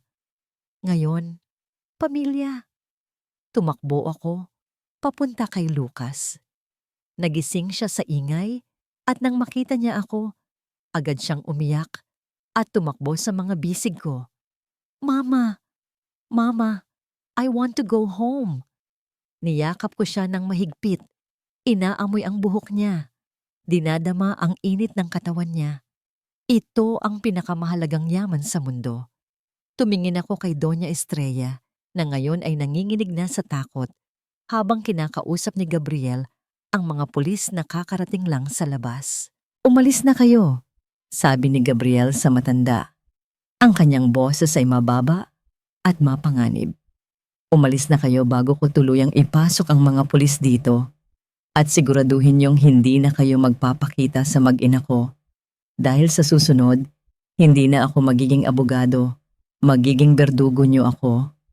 Kumaripas ng takbo si Doña Estrella palabas, iniwan ang kanyang dignidad at ang kanyang bag sa sahig. Sa loob ng sasakyan pauwi, yakap-yakap ko si Lucas na nakatulog na ulit dahil sa pagod. Tahimik lang si Gabriel na nagmamaneho, pero paminsan-minsan ay sumusutulyap siya sa rearview mirror para siguraduhing okay kami. Salamat! Bulong ko. Basag ang boses. Salamat sa pagtupad ng pangako mo. Ngumiti siya ng tipid, pero nakita ko ang pagod sa kanyang mga mata. Wala yon. Basta ligtas kayo. Nang makauwi kami, napansin ko ang isang bagay sa kamay ni Lucas. Mahigpit ang hawak niya sa isang maliit na plastic container. Dahan-dahan ko itong kinuha. Sa loob, may kapirasong biko na luto ko kahapon. Sabi niya, bulong ni Lucas na naalimpungatan. Huwag ko daw kainin. I-save ko daw para manalo ka bukas, Mama. Napahagulgol ako. Ang anak ko. Sa gitna ng takot, ay iniisip pa rin ang laban ko. Tumingin ako sa orasan. 3:00 na ng madaling araw. Ang kompetisyon ay magsisimula sa loob ng 5 oras. Wala akong tulog. Mugto ang mata ko. Ang katawan ko ay parang binugbog ng emosyon.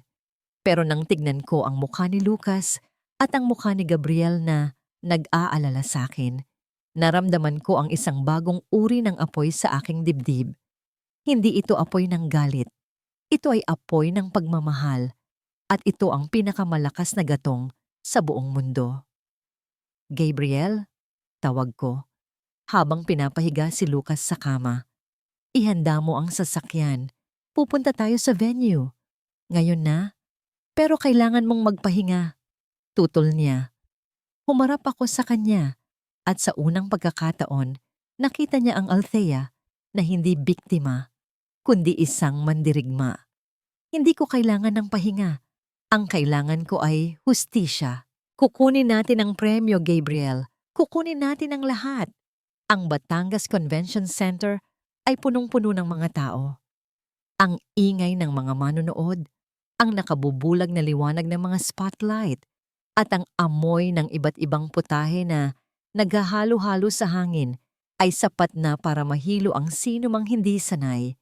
Ngunit ako, nakatayo ako sa likod ng aking station. Tahimik at matatag na parang isang bato sa gitna ng rumaragasang ilog. Suot ko ang isang simpleng puting chef's jacket na may burda ng pangalang Marisol Kitchen sa dibdib. Burda na tinahi pa ni Ate Chona kagabi habang natutulog ako saglit. Sa kabilang dulo ng entablado, nakatayo si Rafael. Suot niya ang isang mamahaling itim na uniforme na may gintong trim, tila isang general na handang sumabak sa giyera. Kasama niya ang kanyang team, mga banyagang chef na may matataas na sombrero, dala ang mga makabagong kagamitan na kumikinang sa ilalim ng ilaw. Tumingin siya sa akin at ngumisi. Isang nangising puno ng kumpiyansa dahil akala niya ay wala na ako sa laban. akala niya ay nanginginig pa rin ako sa takot dahil sa pagkawala ni Lucas.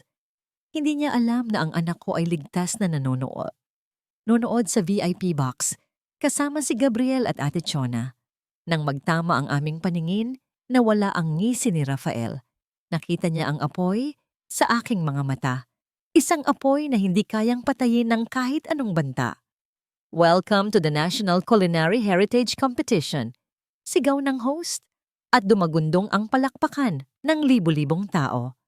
Ang tema ng kompetisyon ay ang lasa ng tahanan. Isang tema na tila isinulat ng tadhana para sa akin. Nagsimula ang orasan. 2 oras para magluto ng isang putahe na magkukwento ng ating buhay. Si Rafael at ang kanyang team ay agad na kumilos. Nakita ko silang naglalabas ng mga imported na sangkap. Wagyu beef, truffle oil, foie gras. Gusto nilang pahangain ang mga hurado gamit ang karangyaan. Ang bawat hiwa nila ay mabilis, mekanikal, walang emosyon. Para silang gumagawa ng relo, hindi pagkain. Sa kabilang banda, ako ay mag-isa sa aking station. Dahan-dahan kong inilabas ang aking mga sangkap. Hindi galing sa abroad, kundi galing sa palengke ng Batangas. Sariwang sampalok, matatabang baboy na pinalaki sa bakuran. Mga gulay na may bahid pa ng lupa. Sinimulan kong hiwain ang mga kamatis at sibuyas. Ang bawat hiwa ay may ritmo. Isang ritmo na kasabay ng tibok ng puso ko. Pinasok ko ang karne sa palayok na gawa sa luwad. Ang parehong palayok na ginamit ng lolo ko noon. Habang hinihintay kong kumulo ang sabaw, ipinikit ko ang aking mga mata. Bumalik ako sa kusina ng aking kabataan. Naramdaman ko ang init ng yakap ni Papa habang tinuturuan niya akong magtimpla. Althea, bulong ng alaala niya. Ang sikreto ng sinigang ay hindi sa asim, kundi sa balanse. Kailangan mong tanggapin ang asim para malasahan mo ang tamis ng karne. Ganyan din ang buhay. Nang buksan ko ang palayok, ang usok ay pumailan lang sa ere. Ang amoy ng sampalok ay humalo sa amoy ng karne at gabi. Hindi ito amoy ng pera. Ito ay amoy ng yakap. Amoy ng pag-uwi pagkatapos ng mahabang araw.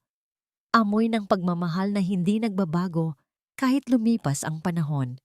Napansin kong tumahimik ang mga tao sa harap ng stage. Kahit ang mga cameraman ay lumapit sa station ko, naaakit ng simpleng bango na yon. Sa screen, nakita ko ang mukha ng head judge, isang istriktong food critic na kilala sa pagiging masungit. Nakapikit siya habang inaamoy ang hangin at may isang pamilyar na ekspresyon sa kanyang mukha, ang ekspresyon ng isang taong nakauwi na. Time's up! Sigaw ng host. Inihain ni Rafael ang kanyang obra maestra. Deconstructed sinigang with truffle foam. Maganda tignan. Parang painting sa museo. Tinikman ito ng mga hurado. Tumango sila, humanga sa teknik, sa presentation. Excellent technique, sabi ng isa. Very modern, sabi ng isa pa. Ngunit walang emosyon sa kanilang mga mata. Pagkatapos ay ako naman. Inilapag ko ang isang simpleng mangkok. Walang foam, walang ginto. Mainit na sabaw lang, malambot na karne at gulay. Sinigang na baboy sa sampalok. Sabi ko ng simple. Tinikman ng head judge ang sabaw. Ang buong stadium ay tumahimik, naghihintay ng kanyang hatol. Ipinikit niya ang kanyang mga mata at nanatiling ganun ng ilang segundo. Nang dumilat siya, may namuong luha sa gilid ng kanyang mata. Ito, simula niya, ang boses ay nanginginig. Ito ang lasa ng luto ng nanay ko bago siya namatay. Tumingin siya sa akin, hindi bilang hurado, kundi bilang isang tao na naantig ang puso. Sa panahon ngayon na puro na lang pagpapanggap at pagpapabongga, nakalimutan na natin ang tunay na kahulugan ng pagkain. Ang pagkain ay dapat nagpapagaling, at ang lutong ito, pinagaling nito ang pagod ng kaluluwa ko. Nagsimulang magpalakpakan ang mga tao, una ay mahina, hanggang sa naging dagundong na tila kulog. Nakita ko si Rafael sa gilid, putla at tulala. Alam niya, kahit wala pang anunsyo, alam niyang talo na siya. Hindi dahil hindi masarap ang luto niya, kundi dahil wala itong kaluluwa. Katulad niya. And the winner of the National Culinary Heritage Competition is... Ang spotlight ay gumalaw, naghahanap ng mananalo. Ang puso ko ay kumakabog ng mabilis, hindi sa takot, kundi sa excitement. Tumingin ako sa taas, sa VIE box. Nakita ko si Lucas na tumatalon sa tuwa at si Gabriel na nakangiti ng may pagmamalaki. Marisol Kitchen! Sumabog ang confetti. Ang mga tao ay nagsigawan. Napaluhod ako sa sahig, umiiyak. Nanalo ako. Hindi lang para sa premyo, kundi para sa dangal ng pamilya ko. Ngunit bago ko pa man ma-enjoy ang tagumpay, biglang nagbago ang ihip ng hangin. Mula sa backstage, sunod-sunod na pumasok ang mga nakaunipormeng pulis. Huminto ang musika. Tumigil ang palakpakan. Umakyat si Gabriel sa stage. May hawak na mikropono at isang folder ng mga dokumento. Ang ngiti sa kanyang mukha ay napalitan ng isang seryosong ekspresyon ng isang abogado na handang magpataw ng parusa. Sandali lang po, ang sabi ni Gabriel. Ang kanyang boses ay umaalingaw-ngaw sa buong convention center. Bago natin ibigay ang trophy, may isa pa tayong dapat i-award. Ang award para sa pinakamalaking manloloko at kriminal. Itinuro niya si Rafael na akmang tatakas na sana sa gilid ng stage. Rafael de la Cruz, you are under arrest. Ang buong convention center ay nabalot ng isang makapal at mabigat na katahimikan. Ang confetti na kanina ay masayang sumasayaw sa hangin ay ngayon ay dahan-dahang bumabagsak sa sahig na parang abo. Mga saksi sa biglaang pagbabago ng kapalaran. Lahat ng mata ay nakatuon kay Gabriel at sa mga pulis na nakatayo sa likod niya. Ang kanilang mga uniforme ay tila mas matingkad sa ilalim ng mga spotlight. Si Rafael ay nanigas sa kanyang kinatatayuan. Ang kanyang mukha ay nawalan ng kulay, mas maputla pa sa puting sarsa ng kanyang niluto. Tinangka niyang umatras, ngunit ang dalawang pulis ay mabilis na pumunta sa magkabilang gilid ng entablado. Tinatantya ang bawat galaw niya. Itinaas ni Gabriel ang isang folder at nagsimulang magsalita sa mikropono. Ang kanyang boses, na kanina ay puno ng paghanga para sa akin, ay ngayon ay naging matigas at malamig na parang bakal. Sa loob ng 3 taon, simula niya, ang Casa Quiñones, isang pangalan na binuo ng dugo at pawis. Ni Don Mariano Quiñones ay unti-unting ninakaw mula sa nag-iisang tagapagmana nito, si Althea Marisol Quiñones. Sa malaking screen sa likod ng stage, kung saan kanina ay ipinapakita ang mga magagarang pagkain, ay lumitaw ngayon ang 2 dokumento, isang deed of sale at isang special power of attorney, gamit ang pinekeng pirma. Patuloy ni Gabriel, habang ang kamera ay nag-zoom in sa pirma, sa dokumento, at sa tunay na pirma ko, mula sa aking lumang pasaporte. Inilipat ni Ginoong Rafael de la Cruz ang lahat ng ari-arian ng kanyang asawa sa kanyang pangalan. At hindi lang iyan, sa loob ng 3 taon, hindi siya nagbayad ng tamang buwis. Isang krimen na tinatawag na tax evasion. Isang kolektibong paghinga ng gulat ang narinig mula sa mga manonood. Ang bulungan ay unti-unting lumakas, nagiging isang dagundong ng pagdududa at galit. Sa gitna ng kaguluhan, ang host na nakabawi na sa pagkabigla ay tumakbo pabalik sa gitna ng stage, hawak ang tropeo. At sa kabila ng lahat ng ito, ang opisyal na hatol ng mga hurado ay hindi magbabago. Ang nagwagi pa rin ay si Althea Marisol Quiñones. Ang palakpakan ay muling bumalik. Mas malakas, mas may damdamin. Ito ay palakpak hindi lang para sa aking pagkapanalo, kundi para sa katarungan. Habang ang gintong tropeo ay iniaabot sa akin, ang 2 pulis naman ay papalapit kay Rafael. Hawak ang isang kumikinang na posas. Ngunit bago pa man makalapit ang mga pulis, isang babae ang mabilis na umakyat sa entablado mula sa audience. Ito ang babaeng kasama ni Rafael sa mansyon. Ang kanyang magandang mukha ay ngayon ay puno ng galit na tila isang maskara ng demonyo. Lumapit siya kay Rafael at walang babalang sinampal ito ng buong lakas. Ang tunog ng kanyang palad na tumama sa pisngi ni Rafael ay hindi malakas, ngunit sa katahimikan ng sandaling iyon, ito ay umalingaw-ngaw na parang isang putok ng baril. "Sinungaling ka!" Sigaw ng babae. Nanginginig ang boses sa galit. "Sabi mo sa akin, malinis ang negosyo mo. Sabi mo, ikaw ang nagpalago ng Casa Quiñones. Pinagmukha mo akong tanga." Tumalikod siya at bumaba ng stage. Iniwan si Rafael na tulala. May pulang marka ng kamay na bakat sa kanyang pisngi. Mula sa hanay ng mga manonood, nakita kong biglang napahawak sa dibdib si Doña Estrella. Umarte siyang parang inaatake sa puso. Dahan-dahang bumagsak sa kanyang upuan, ngunit walang sino man ang naniniwala. Ang mga tao sa paligid niya ay hindi man lang tumayo para tulungan siya.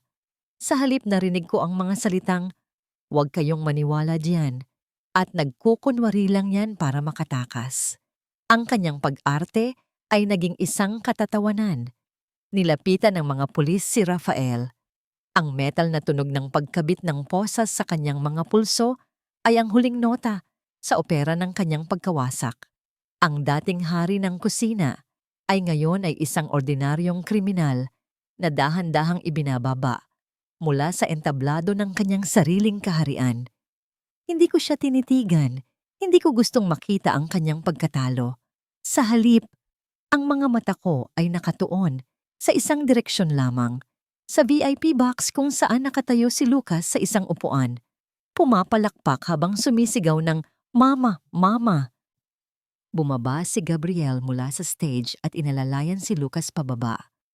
Habang ang mga camera at reporter ay nagkakagulo sa paligid ni Rafael, ako ay dahan-dahang lumuhod sa sahig. Tumakbo si Lucas papunta sa akin at niyakap ako ng mahigpit. Niyakap ko siya pabalik. Isinubsob ang aking mukha sa kanyang maliit na balikat. Nilalanghap ang kanyang amoy. Inangat ko ang tropeo at ipinakita sa kanya. "Para sa'yo ito, anak." Bulong ko, habang hinahalikan ng kanyang noo. "Lahat ng ito, para sa kinabukasan mo." Tumayo ako. Hawak ang kamay ni Lucas sa isang kamay at ang tropeo sa kabila. Ako ang reyna ng gabing iyon. Hinanap ng aking mga mata si Gabriel sa gitna ng mga tao. Nakita ko siya sa gilid ng entablado, nakatayo sa ilalim ng anino, malayo sa liwanag ng spotlight. Nakangiti siya, isang ngiti ng purong kasiyahan at paghanga. Hindi siya lumapit, hindi niya inagawang sandali. Ibinigay niya sa akin ang liwanag at dangal, at pinili niyang manatili sa likuran. Tahimik na nagbabantay, kontento sa papel na hindi kailangan ng palakpakan. Pagkaraan ng ilang sandali, dahan-dahan siyang tumalikod at nagsimulang maglakad palayo, patungo sa labas ng convention center. Sa paraan ng kanyang pag-alis, ramdam kong para sa kanya, tapos na ang dapat niyang gawin. Nabitiwan ko ang tropeo. Bumagsak ito sa sahig, lumikha ng tunog na umalingaw-ngaw sa paligid. Hindi dapat ganito. Hindi siya maaring umalis na lang nang walang paalam. Sinundan siya ng aking mga mata at biglang sumikip ang dibdib ko. Isang uri ng pagkawala na mas tahimik ngunit mas malalim kaysa sa mga nauna kong naranasan. "Gabriel!" Sigaw ko. Ngunit nalunod ang aking tinig sa ingay ng mga pagbati at palakpakan sa paligid. Patuloy siyang naglakad, papalayo ng papalayo, hanggang sa tuluyan siyang maglaho sa anino ng pasilyong patungo sa labas. Makalipas ang isang linggo, matapos ang lahat ng formal na proseso, sa wakas ay naibalik sa akin ang isang bagay na matagal kong hinintay, ang susi. Ang susi ng bahay na minsang ipinagkait sa akin, ang susi ng Casa Quiñones, at sa sandaling iyon, alam kong may mga pintong nagsasara, ngunit may mga bagong pintong handaring buksan. Habang ipinapasok ko ang susi sa seradura, naramdaman ko ang panginginig ng aking kamay. Ito ang pinto kung saan ako pinalayas, kung saan ako tinalikuran. Ngunit sa pagpihit ko nito, ang tunog ng pagbukas ng trangka ay hindi tunog ng masamang nakaraan, kundi tunog ng bagong simula. Pumasok kami ni Lucas sa loob. Ang dating masaya at maaliwalas na sala ay ngayon ay isang malawak na espasyo ng kahungkagan. Ang sahig na marmol ay malamig sa aming mga paa. Ang mga pader ay hubad. Ang alingaw-ngaw ng aming mga yabag, ang tanging pumupuno sa katahimikan. Ibinenta ni Rafael ang lahat ng muebles, ang bawat painting, ang bawat florera. Binura niya ang lahat ng alaala na parang hindi kami kailanman naging parte ng lugar na ito. Umupo ako sa sahig, sa gitna ng sala, at niyakap si Lucas. Ito ang unang pagkakataon na nakaramdam ako ng lungkot sa halip na galit. Ang bahay na ito ay hindi lang mga pader at bubong. Ito ang huling alaala ng aking ama. At ngayon, para itong isang katawan na walang kaluluwa. Mama, why is it so empty? Tanong ni Lucas. Ang kanyang maliit na boses ay nag-echo sa buong kabahayan. Hinaplos ko ang kanyang buhok. Dahil anak, tayo ang maglalagay ng bagong alaala dito. Tayo ang magiging bagong kaluluwa ng bahay na ito. Sa mga sumunod na araw, iyon nga ang ginawa namin. Sinimulan kong linisin ang bawat sulok. Binuksan ko ang lahat ng bintana na matagal nang nakasara. Hinayaan kong pumasok ang sikat ng araw at sariwang hangin para itaboy ang amoy ng kasinungalingan at kasakiman na naiwan ni na Rafael. Pinalitan ko ang mabibigat at madidilim na kurtina ng manipis at puting tela na sumasayaw sa ihip ng hangin. Isang hapon, habang abala ako sa pag-aayos ng hardin sa likod bahay, narinig ko ang tunog ng sasakyan na huminto sa tapat ng gate. Ang puso ko ay biglang kumabog ng mabilis. Siya na kaya iyon? Hindi ko na siya nakita o nakausap mula pa noong gabi ng kompetisyon. Nagpadala siya ng mensahe para batiin ako. Pero pagkatapos noon ay wala na. Tila ba naglaho na lang siya na parang bula. Sumilip ako sa bintana at nakita ko si Gabriel. Bumababa mula sa kanyang kotse. Hindi na siya nakasuot ng formal na suit, kundi simpleng polo shirt at pantalon lamang. May dala siyang isang maliit na bayong na puno ng mga prutas. Pinagbuksan ko siya ng gate. May isang awkward na katahimikan sa pagitan namin. Hindi namin alam kung paano magsisimula. Hi, ang sabi niya. Medyo nahiya. Napadaan lang. Nabalitaan kong nakalipat na kayo. Ito, pasalubong para kay Lucas. Salamat, sagot ko. Pumasok ka muna. Naupo siya sa hagdanan sa may beranda habang ako ay nagtimpla ng juice. Ang buong bahay ay halos wala pang laman, kaya doon lang kami pwedeng umupo. Pasensya na kung umalis ako agad noong gabing iyon. Simula niya, nakatingin sa malayo. Ayokong agawin ang sandali mo. Iyon ay tagumpay mo, Althea.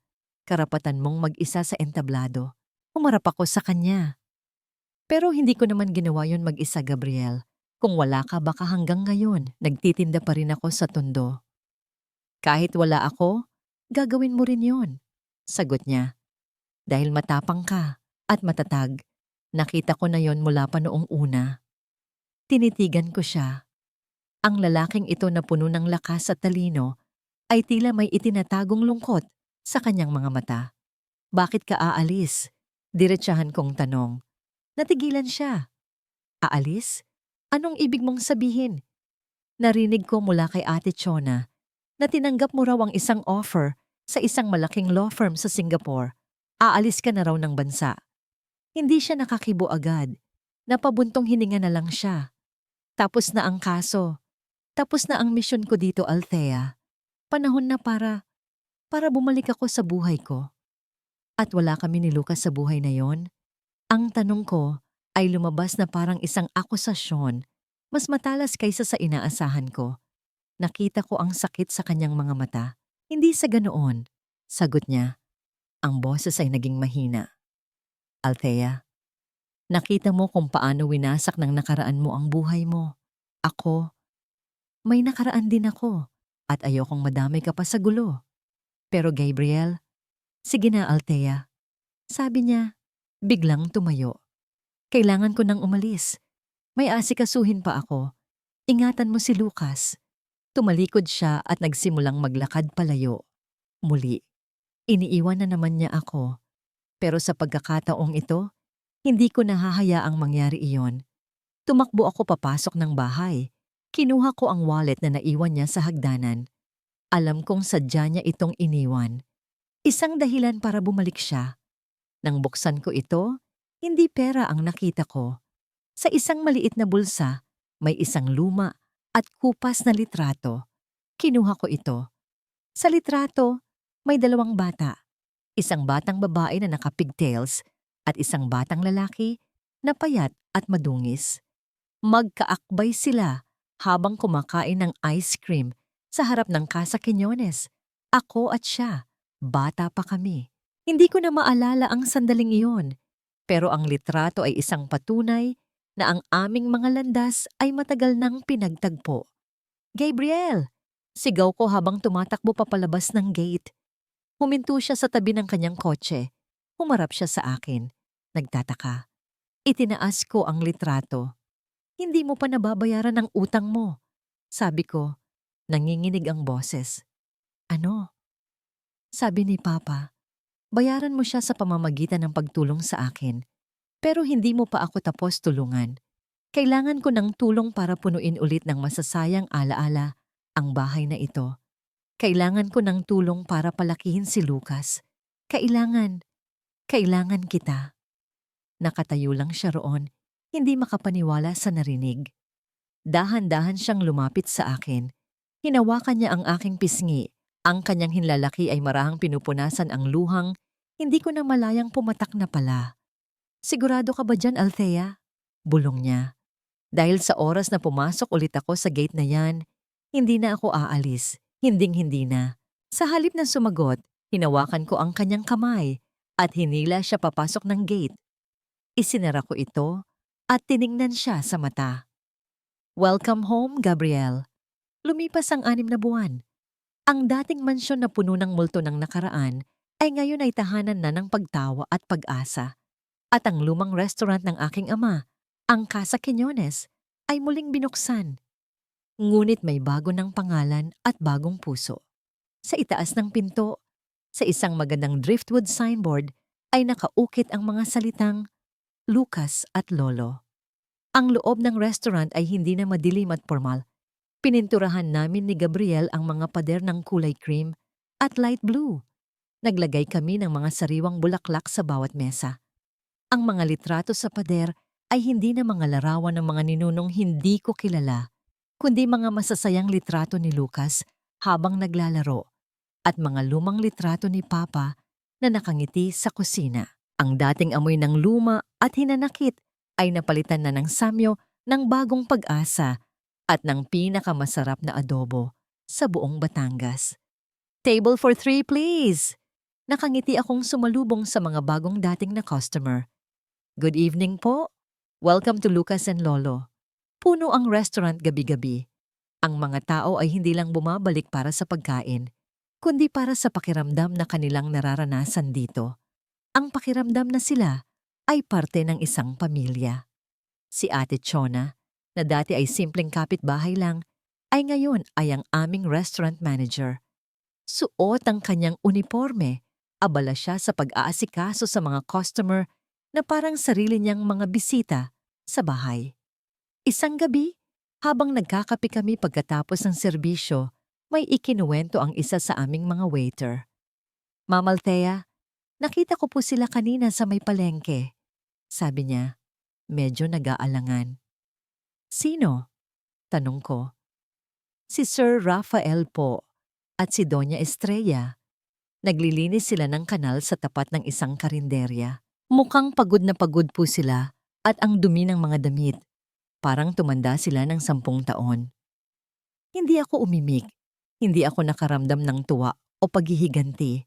Nakaramdam lang ako ng awa. Ang gulong ng buhay ay umikot na. Sila, na dati ay nagtatapon ng basura, ay ngayon ay nabubuhay sa paglilinis ng basura ng iba. Iyon ang hatol ng tadhana. Hindi ko na kailangang magdagdag pa. Biglang bumukas ang pinto ng kusina. Pumasok si Lucas, tumatakbo mula sa opisina sa likod kung saan siya gumagawa ng assignment. "Mama, look! I got a star from my teacher!" Sigaw niya, iwinawagayway ang kanyang notebook. "Wow! Ang galing naman ng baby ko." Sabi ko, lumuhod para yakapin siya. Sa likod niya, pumasok si Gabriel. May daladalang mga papeles. Siya na ang tumutulong sa akin sa accounting at business side ng restaurant. "May problema yata tayo, chef," sabi ni Gabriel, kunwari ay seryoso. "Itong artist natin, papel lang ang ginuguhitan. Baka malugi tayo." Lumapit si Lucas sa kanya at piningot ang ilong ni Gabriel. "You're not funny, Tito Gab." Ngumiti lang si Gabriel at ginulo ang buhok ng bata. Okay, I surrender. Halika na, gabi na. Uwi na tayo." Habang nagliligpit ako ng gamit, nadulas si Lucas sa medyo basang sahig.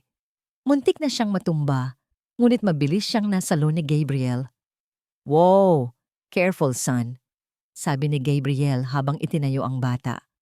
"Thanks, Papa." Ang salitang iyon ay lumabas sa bibig ni Lucas ng natural, walang pag-aalinlangan, na parang matagal na niya itong sinasabi. Biglang tumahimik ang buong kusina. Maging ang tunog ng mga kubyertos na nililinis ay tila huminto. Napatingin ako kay Gabriel. Nakita ko siyang natigilan. Ang kanyang mga mata ay nanlaki sa gulat. Dahan-dahan, may namuong luha sa gilid ng kanyang mga mata. Mabilis niya itong pinunasan, pero huli na. Nakita ko, ang lalaking ito na hinarap ang mga kriminal at matataas na tao nang walang takot ay naiyak dahil sa isang salita mula sa isang bata. Ang batang hindi niya kadugo, pero tinuring niyang sariling anak. Lumapit ako sa kanila. Hinawakan ko ang kamay ni Gabriel. Nanginginig ito. "Okay ka lang?" Bulong ko. Tumango siya, hindi makapagsalita. Yumuko siya at niyakap si Lucas ng mahigpit. Niyakap ko silang dalawa. At doon, sa gitna ng amoy ng bawang at suka, sa init ng aming kusina, naramdaman ko ang tunay na kahulugan ng tagumpay. Hindi ito tropeo, hindi ito pera. Ito ay ang pagbuo muli ng isang pamilyang winasak ng iba. Nakatayo kaming tatlo sa harap ng malaking bintana ng restaurant, nakatingin sa mga bituin sa madilim na kalangitan ng Batangas. Ang mga ilaw sa loob ng Lucas at Lolo ay mainit at nagbibigay liwanag sa aming mga mukha. Hinawakan ni Gabriel ang kamay ko. Mahigpit, puno ng pangako. "Ito na yata ang pinakamasarap na luto mo, Althea." Bulong niya. "Ang alin?" Tanong ko. "Itong bagong buhay na ito. Itong bagong simula." Napangiti ako. Ang mga pader ng restaurant na ito ay hindi lang basta semento. Ito ay binuo ng mga luha, pinatibay ng tapang, at ngayon, pinuno ng pagmamahal. Ito ang aming bagong simula. Ang aming matamis na katapusan. 5 taon ang lumipas. Nakaupo ako sa beranda ng Casa Quiñones na ngayon ay tinatawag na naming Tahanan Quiñones Inigo. Ang araw ay unti-unting lumulubog sa dagat ng Batangas at ang kulay kahel at lila ay nagbibigay ng kapayapaan sa kalangitan. Ang aking kamay ay nakapatong sa palad ni Gabriel. Hindi na kami nagpakasal sa simbahan. Sa halip, sa hardin ng bahay, nagpalitan kami ng simpleng pangako. Isang pangako na mas matibay kaysa sa anumang dokumento. Isang pangakong mahalin, respetuhin, at maging sandalan ng isa't isa habang buhay. Ang amoy ng pritong isda at mainit na kanin ay nagmumula sa kusina. Si Lucas, na ngayon ay matangkad at malusog na bata, ay abala sa pagtulong kay Ate Chona na maghanda ng hapunan. Ang boses niya ay malakas at puno ng sigla.